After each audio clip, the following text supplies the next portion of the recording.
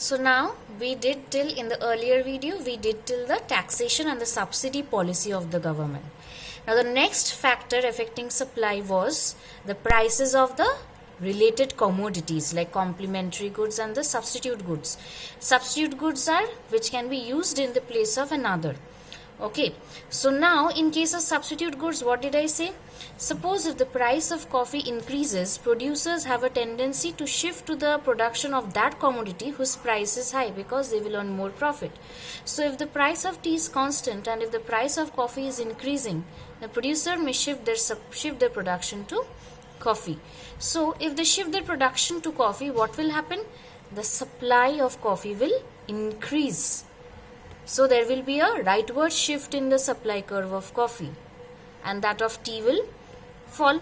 So there will be a leftward shift for tea. Similarly, if the price of coffee is constant and that of tea is increasing, then the supply of tea will increase and there will be a rightward shift in the supply of tea and a leftward shift in the supply of coffee. Okay. Now, I will show you this shift.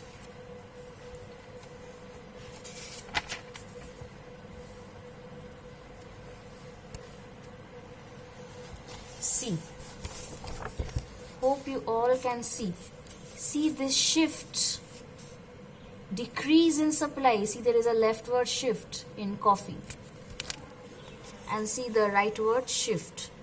Okay, so I am showing you the increase in supply also. See, coffee's price and quantity of coffee. If the price of coffee is rising, producer will shift the production to coffee. So there is increase in the supply of coffee. So rightward shift.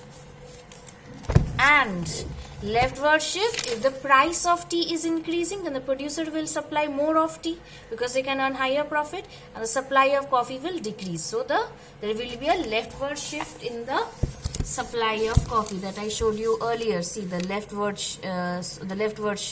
So the earlier was the rightward shift.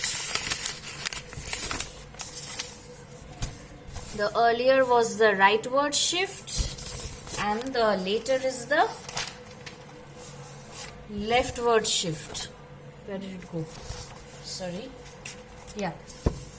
The leftward shift in the supply curve of coffee if the price of tea is increasing. Okay, so these are the shifts for the individual supply curve. Now in the market supply curve, we will have an extra additional factor, that is change in the number of firms. Change in the number of firms is an additional factor in the market supply curve. So now if the number of firms increase, then obviously the supply curve will shift to the right.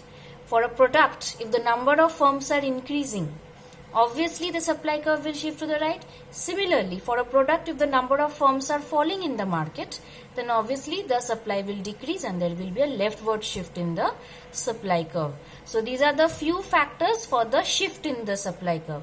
Whatever factors that are affecting supply except the price of the commodity will come under the shift.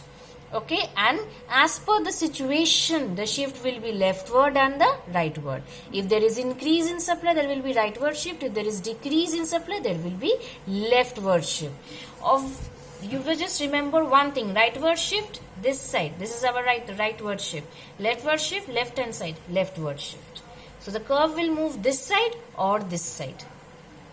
Okay, due to increase and decrease in supply. Okay, now the next is the movement along the supply curve. What did I say in movement? Only the price of the commodity will change and the quantity supplied will change. Other factors affecting supply will remain constant. Okay, so in the movement of along the supply curve, we will call it change in the quantity supplied, and again there will be extension in supply and contraction in supply. Just we had in demand extension in demand and contraction in demand in the movement along the demand curve. Here also in the movement along the supply curve, we will have extension in supply and contraction in supply. Okay. Now in this extension and contraction we will be doing in the next video.